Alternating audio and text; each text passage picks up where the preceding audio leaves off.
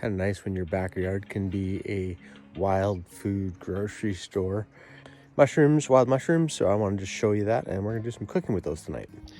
I've already picked the biggest ones, and I'll do a clip of those when we get in the house, but you can kind of see them poking up through the duff of the floor here down in one of our areas of our yard.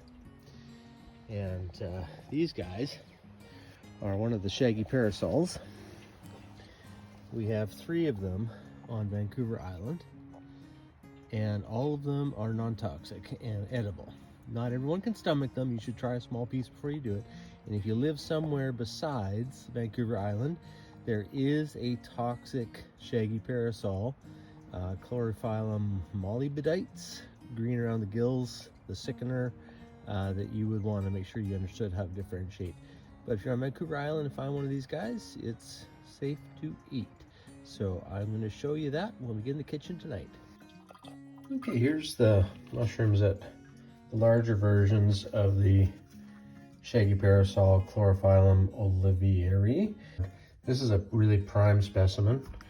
This one's a little bit old, but still just starting to brown.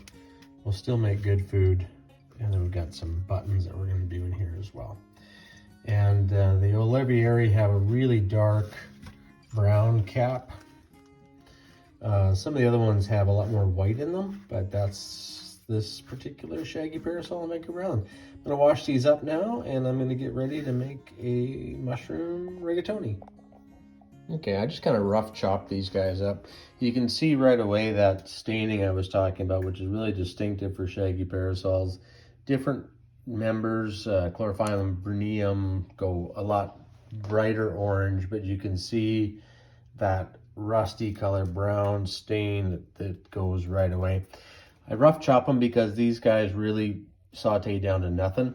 And I'm going to show you one of the main secrets on how to get people who don't like mushrooms to enjoy mushrooms, and it's in the way that you're cooking them.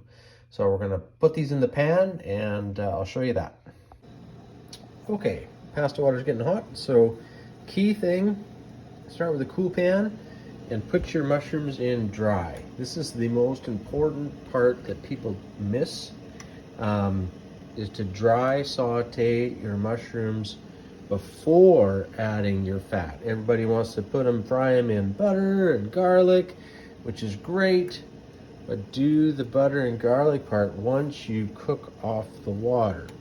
So this looks like a huge pan of mushrooms, but it's not. You'll see. We're going to cook this down and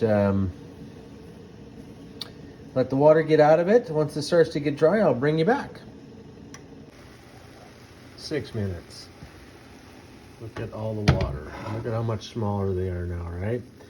This is going to give you a much better texture, which is honestly what most people struggle with when it comes to wild mushrooms or mushrooms in general.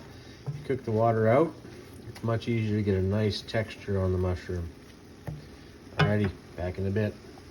Okay, mostly, we've still got some water in it, but we're almost there. If you go too fast here, too high heat, you're gonna get them overcooked and start to burn them. So just watch that. But they're just about where I want them. Most of the water out. Okay, now the fat goes in. I don't measure much when it comes to savory cooking. Oops, I'm gonna have to pause you. I gotta scoop this out. We're gonna let the butter get in there. We're gonna have the garlic, a little bit of salt and pepper. Not much salt because I've got salt in the pasta water. And we're gonna let these guys go, and then we're gonna start to make a roux.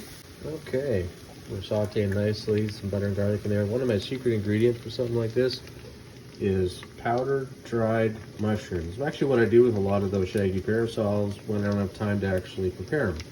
Dry them up, grind them up, put them in a jar, and then I'm just going to shake a bunch of that into this. It does act like a bit of a thickener, but really kicks up the mushroom flavor in there. Okay, let that go for a little bit. We're going to add some flour next.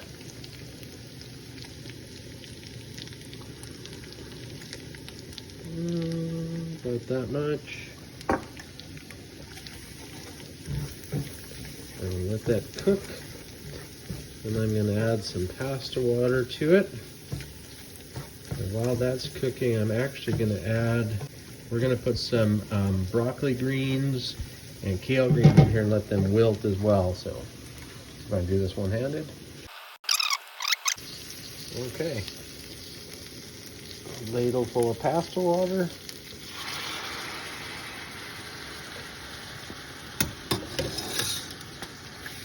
Get that starting to thicken up a little bit.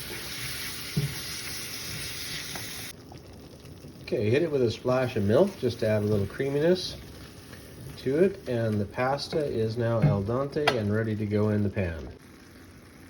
Okay, pasta's in the pan. Let's see if I can do this one-handed. I don't think I'm going to be able to. Bring you back when I'm tossing it. All right, gang, sorry I couldn't take you through that process. It was exciting and not a one-handed operation. So we're plating it up. We're just going to add some grated Parmigiano and buon appetito. They are delicious.